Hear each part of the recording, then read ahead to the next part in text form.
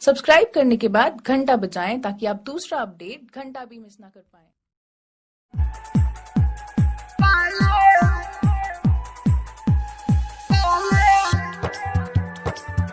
आप सुन रहे हैं एजी एंटरटेनमेंट की धमाकेदार प्रस्तुति।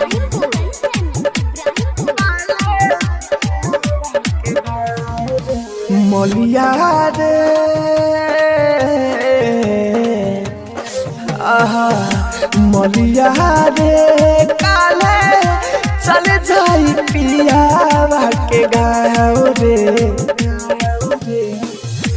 मलिया रे काले चल जाई पियावा के गाँव रे हाथे में मेहंदी चाहिए हाथे में मेहंदी चाहिए पियावा के घरे धरी पाओ रे अहो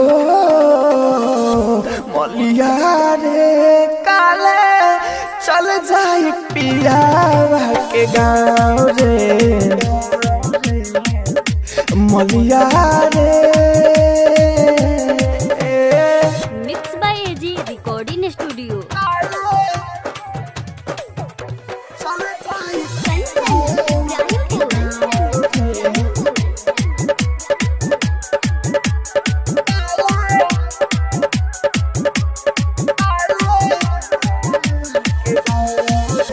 छोड़ के अकेला जाई करी का बोल रे भाई हम न जननी की ऐसे करी बेवफाई छोड़ के हमारा के जाई करी का बोल रे भाई हम न जननी की ऐसे करी बेवफाई तना अकेले जियाबे तना अकेले जियाबे मिली न दिला के छाव रे हो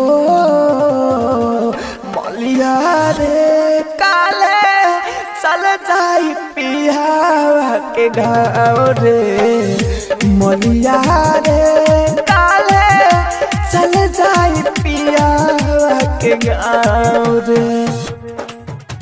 आप सुन रहे हैं एजी एंटरटेनमेंट की धमाकेदार प्रस्तुति।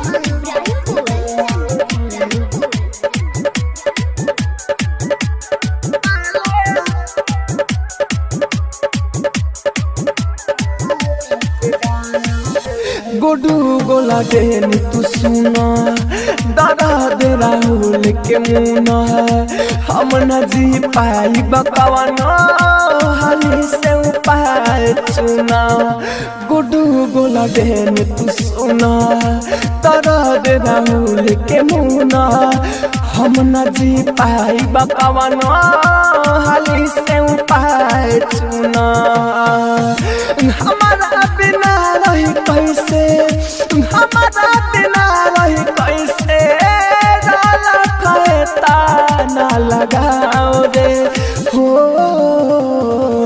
मलिया रे काले चल जाई पियावा के गाँव रे मलिया रे काले चल जाई पियावा के गाँव रे।